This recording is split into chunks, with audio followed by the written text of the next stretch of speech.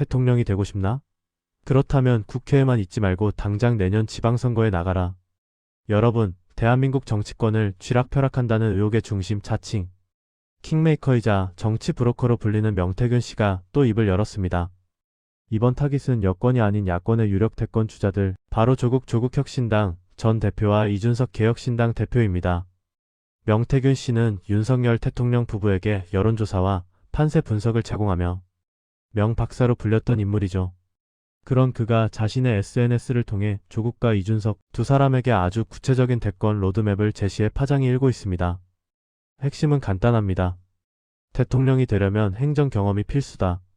그러니 내년 6월 지방선거에서 광역단체장, 그러니까 시장이나 도지사에 출마해서 실력을 증명해라라는 겁니다. 오늘 이 시간에는 명태균 씨가 왜 하필 이 시점에 이런 조언을 던졌는지, 그리고 거론된 조국, 이준석 두 사람의 속내는 과연 어떤지 아주 디테일하게 분석해드리겠습니다. 먼저 명태균 씨의 주장을 하나씩 뜯어보겠습니다. 그는 조국 전 대표와 이준석 대표가 내년 지방선거 출마에 신중한 태도를 보이자 대놓고 출마하는 것이 정답이라고 못 박았습니다.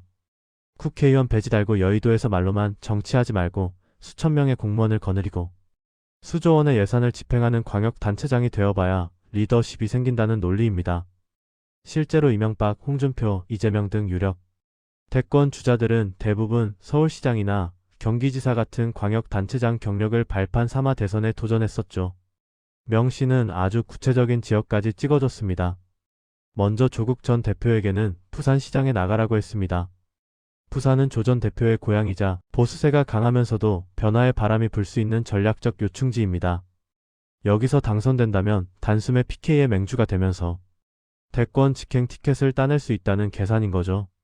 그리고 이준석 대표에게는 특정 지역을 찍진 않았지만 광역단체장에 나가라고 했습니다. 정치권에서는 젊은 인구가 많은 경기지사나 서울시장 도전 가능성을 점치고 있는데요. 이준석 대표가 가진 이대남 소구력과 개혁, 이미지를 행정력으로 증명해 보이라는 뜻으로 해석됩니다. 재밌는 건 명태균 씨가 다른 정치인들에 대해서는 정반대의 평가를 내렸다는 겁니다. 현직인 오세훈 서울시장에게는 당신은 불출마해야 한다라며 묘하게 밀어내는 듯한 발언을 했습니다. 명 씨와 오 시장 사이에 과거 어떤 악연이 있었는지는 모르겠지만 오 시장의 대권 가도에 재선 서울시장 경력이 오히려 독이 될 수 있다고 보는 건지 아니면 사적인 감정인지는 명확지 않습니다. 또 한동훈 전 국민의힘 대표에게는 지방선거와 관계없다라고 잘라 말했습니다. 한 전 대표는 행정 경험보다는 일단 국회 입성을 통해 여의도 정치력을 먼저 보여주는 게 급선무라는 판단으로 보입니다. 자, 그렇다면 당사자들은 이명 박사의 훈수를 어떻게 받아들이고 있을까요? 명 씨의 호언장담과는 달리 조국과 이준석 두 사람은 아주 신중합니다. 텁석 물기에는 리스크가 너무 크거든요. 먼저 조국 전 대표의 반응입니다. 조 전 대표는 내년 지방선거의 목표를 국민의힘 광역단체장 영석으로 만드는 것이라고 아주 공격적으로 잡았습니다. 본인이 직접 선수로 뛸 의지는 분명히 있어 보입니다. 하지만 어디로 나갈지는 가장 마지막 단계에서 선택할 문제라며 즉답을 피했습니다.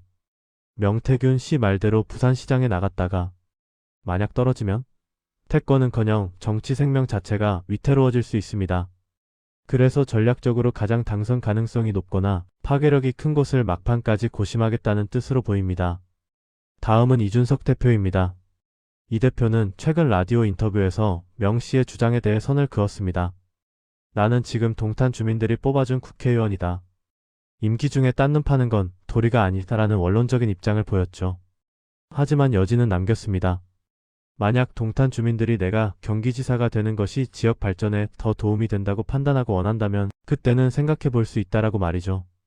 또 다른 당내 인사들이 역할을 마다하지 않겠다고 하는데 당 대표인 나만 쏙 빠져있는 것도 말이 안 된다라며 등 떠밀리면 나갈 수도 있다는 뉘앙스를 풍겼습니다.